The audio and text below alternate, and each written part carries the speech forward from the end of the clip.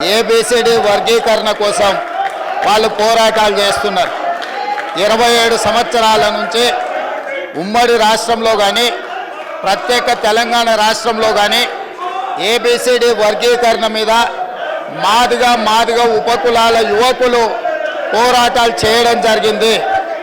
వారి పోరాటాల ఫలితం ఒకనాడు ఇదే శాసనసభలో మాదిగ ఉపకులాల వర్గీకరణ కోసం వాయిదా తీర్మానం ఇస్తే నాతో పాటు ఆనాటి శాసనసభ్యుడు సంపత్ కుమార్ను కూడా ఈ సభ నుంచి బహిష్కరించడం జరిగింది.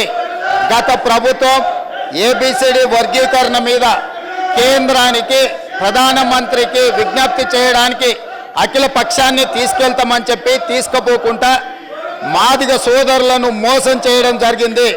కానీ డిసెంబర్ 3, 2023 నాడు ప్రజాప్రభుత్వం బాధ్యత తీసుకున్న తర్వాత తక్షణమే మా ఉప ముఖ్యమంత్రి గారి సూచన మేరకు మాజీ ఉప ముఖ్యమంత్రి ప్రస్తుత మంత్రి దామోదర్ రాజనరసింహ గారి నేతృత్వంలో మా శాసనసభ్యులందరినీ అడ్వకేట్ జనరల్ని ఢిల్లీకి సుప్రీంకోర్టుకు పంపించి న్యాయ కోవిధులతో చర్చించి సుప్రీంకోర్టులో బలమైన వాదనను తెలంగాణ రాష్ట్ర ప్రభుత్వం కాంగ్రెస్ ప్రభుత్వం వినిపించడంతో ఈనాడు సుప్రీంకోర్టు మాదిగ ఉపకులాల వర్గీకరణకు అనుకూలమైన తీర్పునివ్వడం జరిగింది.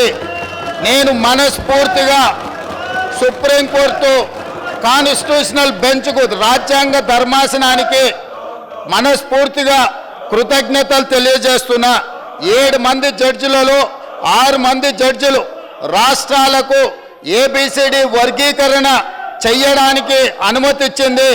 తెలంగాణ రాష్ట్ర ప్రభుత్వం తరఫున నేను స్పష్టమైన ప్రకటన చేస్తున్నా, దేశంలోనే అందరికంటే ముందు బాగానే నిలబడి తెలంగాణ రాష్ట్ర ప్రభుత్వం ఏబిసిడి వర్గీకరణ అమలు చేసే బాధ్యత మా మిత్రులు మా మంత్రివర్గ సహచరులు మేమందరం తీసుకుంటాం.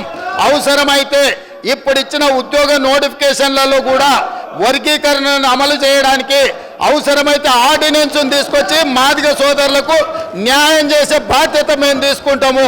కాబట్టి ఈరోజు ఈ సభ అందరూ కూడా ఈ అంశం మీద ఏకాభిప్రాయానికి వచ్చి మాదిగ ఉపకులాల వర్గీకరణకు సంపూర్ణంగా సహకరించాల్సిందిగా రాష్ట్ర ప్రభుత్వం తరఫున నేను విజ్ఞప్తి చేస్తున్నా. అధ్యక్ష,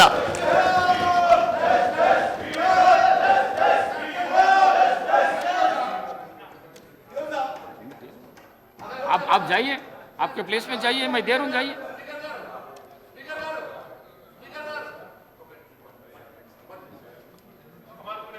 मैं आपको दिए तो आप बैठ गए. आप बात करो, अकबर साहब आप बात करो.